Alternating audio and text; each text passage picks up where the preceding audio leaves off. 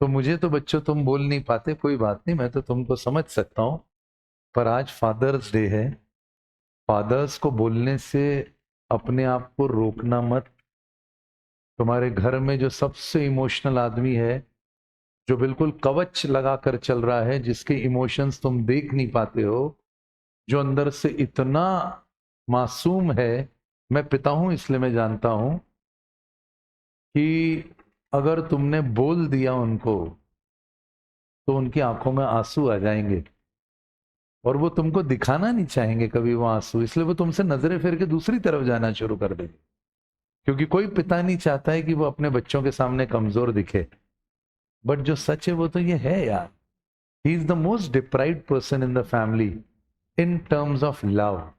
सारा प्यार माँ के खाते में जाता है, सारी कविताएं माँ के लिए लिखी गई हैं, सारी शायरियां माँ के लिए लिखी गई हैं। माँ है तो सब कुछ है, माँ के पैरों में जन्नत है।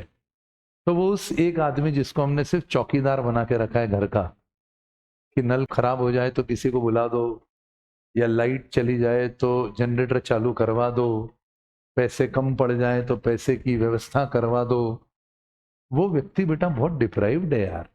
किस चीज के लिए डिप्राइव्ड है? इमोशंस के लिए। तो एक बार उसको गले लगा लेना आज, और बिल्कुल उसको बोलना कि पापा कभी बोल नहीं पाई, लड़कियां तो बोल पाती हैं। मतलब मैं भावुक हो रहा हूं बोलते समय, मेरे तो पिता अब नहीं रहे दुनिया में, जब थे तो बोल नहीं पाया यार। तो जो गलती मैंने करी वो तुम मत करना।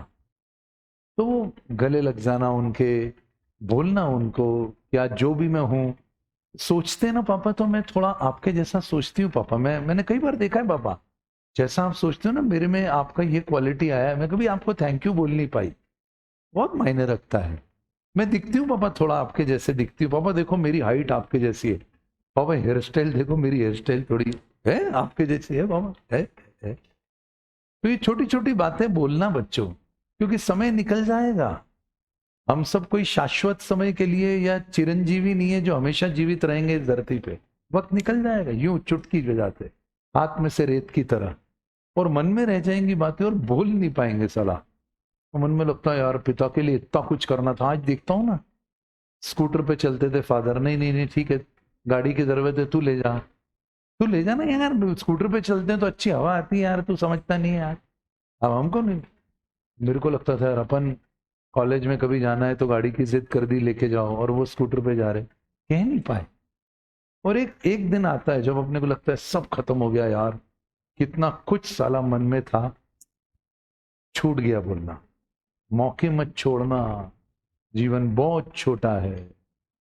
वो पिता जो खर्च हो गया है तुम्हारी सारी आवश्यकताएं पूरी करते करते, आज तन पे कपड़ा जो है, शक्ल सूरत जो है, जैसे हम सोचते हैं, हम दिखते हैं, जैसे हम बात करते हैं, उसमें एक आदमी का बहुत बड़ा योगदान है जिस पर हमने कभी प्रेम की अभिव्यक्ति नहीं करी है, और वो पिता है।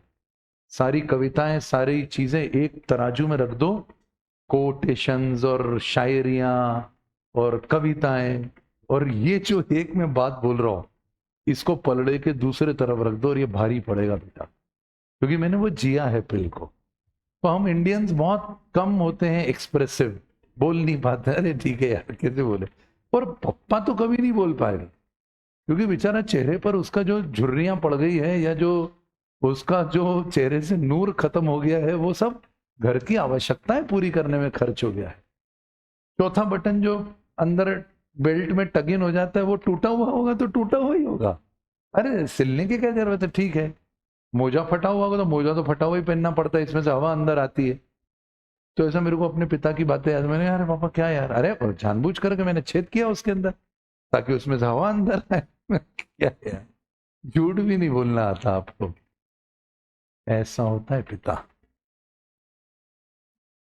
तो बोल देना, समय रहते बोल देना, क्योंकि माँ के हिस्से में तो सारा प्यार आ जाता है बेटा, जिसके हिस्से में नहीं आता, जिसका बैंक बैलेंस जीरो है इन चीजों में, वो फादर है। और अपने को पता है कि सारी स्ट्रेंथ जो मिलती है वो पिता से मिलती है। जब कोई जीवन में तकलीफ आती है और साहस जो रगों में दौड़ता है, वो पिता की देन है। जब कहीं मुसीबतें आती है और घुटने टेकने के पहले अपना मन बोलता है कि साला एक फाइट और मारना है, वो जो फाइट मारने का जज्बा आता है वो पिता है। और वो पिता है जो आपके लिए बिल्कुल ऐसा कवच की तरह खड़े हैं, पर वो भी इंसान है बेटा यार, उनकी कितनी सारी आवश्यकताएं। कभी तुम पूछ के देखो कि पापा बोलो यार क्या चाहिए आपको, अरे कुछ नहीं चाहिए यार, बस तू चाहिए मेरे को। मेरे फादर बोलते थे क्या चाहिए पापा, क्या चाहिए, तू चाहिए। मैंने कहा मैं तो हूं, मेरे अलावा क्या चाहिए, बस तू ही चाहिए। और आज ऐसा लगता है सब कुछ है जीवन में यार, सब कुछ जो आप सोच सकते हो ईश्वर की कृपा है वो सब कुछ है, जो नहीं है वो पिता है। तो वो टीस मन में रह जाएगी बेटा, तो जीवन भर तकलीफ देगी यार। तो कर देना, अपने अपने तरीके से इजहार कर देना, गले लग जाना। और गर्ल्स तो फिर भी ठीक है, ताकि करीब होती है।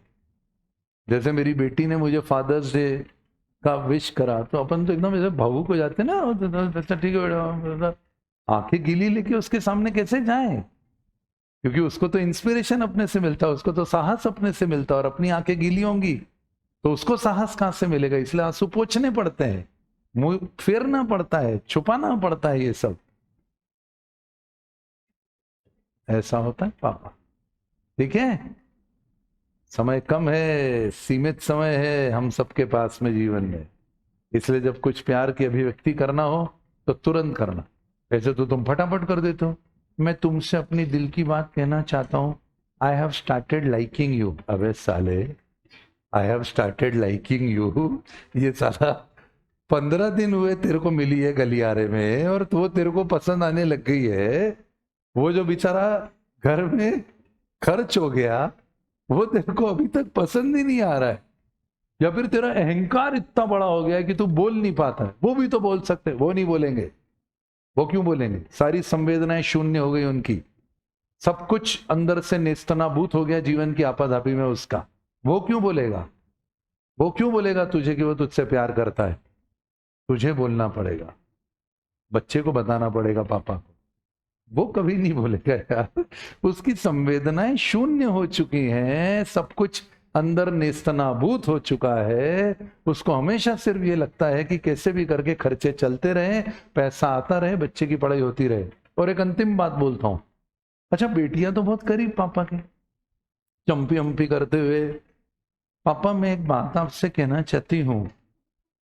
अब पापा को समझ में आ गया कि साला अब डिमांड करेगी, कुछ उठपटांगे मेरे से।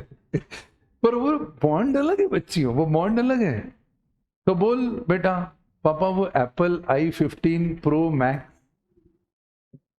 1.5 लाख रुपए का है बेटा, तेरा पप्पा डब्बा फोन चला रहा है, नोकिया 1100।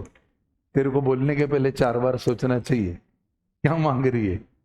फिर भी तूने बोल दिया तो अब वो लग जाएगा कि एक लिस्ट में एक ऐड और हो गया, अब तूने टारगेट दे दिया उसको, अब वो करेगा कैसे भी करके, इधर उधर उधर उधर कर कुरा के फिर करेगा।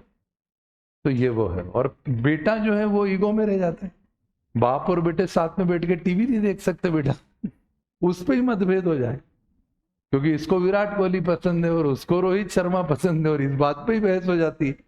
तो अगर पिताजी टीवी देख रहे तो अपन उठ के उधर चले जाते हैं, अपन मोबाइल में देखना शुरू करते हैं। जबकि प्यार बहुत है, प्यार जबरदस्त है बाप और बेटे में, पर क्या दोनों पुरुष हैं तो अहंकार की दीवार बीच में आ जाती है। और फिर ये अहंकार की दीवार सब काल्पनिक है यार बेटा, क्योंकि एक दिन जिनसे सबसे ज्यादा प्यार करते हैं वो साथ में नहीं रहते बेटा, फिर उसके बाद ये बात रह जाती है। इसलिए गले लग जाना उसको, पप्पा को, और कस के पकड़ना, और एकदम गाल पे गीली सी पुच्ची देना, फूक वाली, क्या गंदा करके कहना पापा आई लव यू यार। बोल नहीं पाया कभी, और शायद बोल भी ना पाऊं, ये तो सर ने आज समझाया तो थोड़ी हिम्मत आ गई। मेरे को तो लग रहा था एक रेपटा मार दो गया। तो पापा बोल नहीं पाया, बस समझ जाना यार, इतना भी बोल दोगे ना, अरे हाय, तुम जानते नहीं हो तुम क्या कर दोगे। प्लीज कर देना भाई साहब, हाथ जोड़ के। जो लोग देख रहे, तुम तो घर में ही हो भैया, जाओ, लेक्चर तो होते रहेगा बाद में। ये बात छूट गई और ये इमोशन का जो मोमेंट है वो मिस हो गया, तो तुम हिम्मत भी नहीं दिखा पाओगे बॉयज। तुमको तो मैं जानता हूं ना, क्योंकि मैं खुद लड़का हूं, तो अपने लिए तो बड़ी मुश्किल होती है सब बोलने की, लड़कियां तो बोल देती। बस इतना कहना था तुमसे आज।